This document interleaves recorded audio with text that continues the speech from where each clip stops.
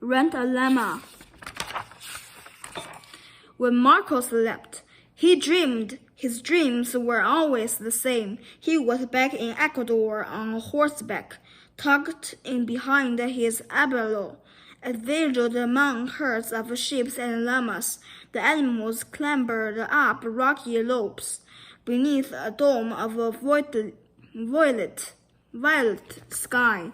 In his dream, Marco and his grandfather guided the animals toward the grassy fields, where they would eat their fill.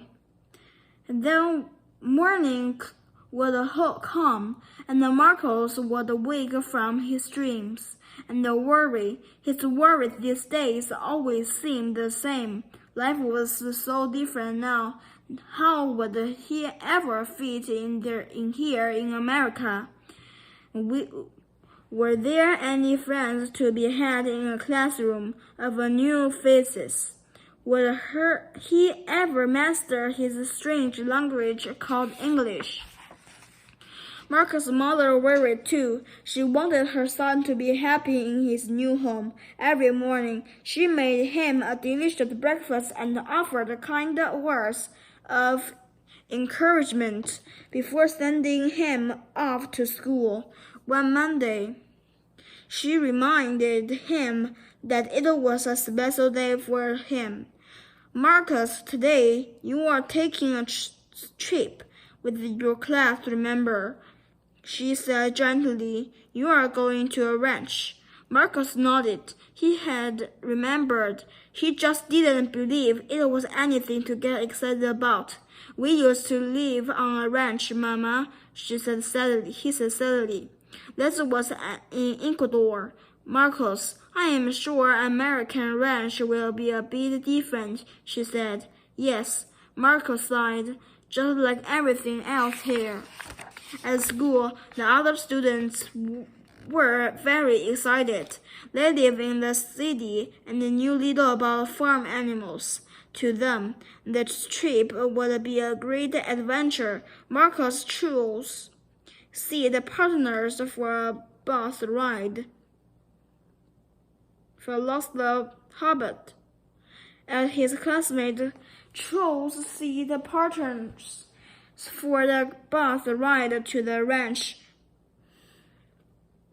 Mr. Perkins noticed Marcus standing quietly by himself. I think Marcus needs a seat partner, he announced. A small boy named Ben stepped forward and flashed Marcus a smile. He can sit with me, Ben said.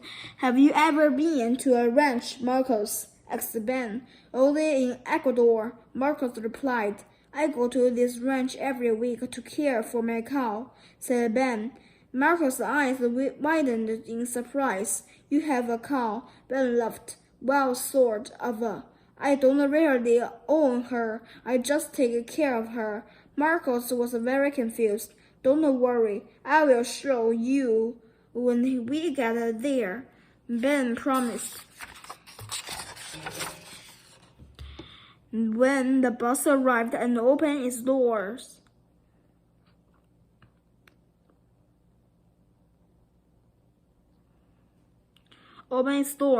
Marcos was hit by a wave of a familiar smell. The sweet aroma of fresh meat mixed with the heavy scent of animals. Mr. Perkins organized the students and introduced the ranch owner, Miss Vega. Hello, everyone, said Miss Vega. She smiled at Ben. Hello there, Ben. The rest of the class looked at Ben. Some was surprised that he had been singled out. Ben is a part of the Animal for Rent program with the City to Farm, said Miss Vega. He cares for our cow, Mabel. Ben leaned over and whispered to Marcos. That's what I was talking about.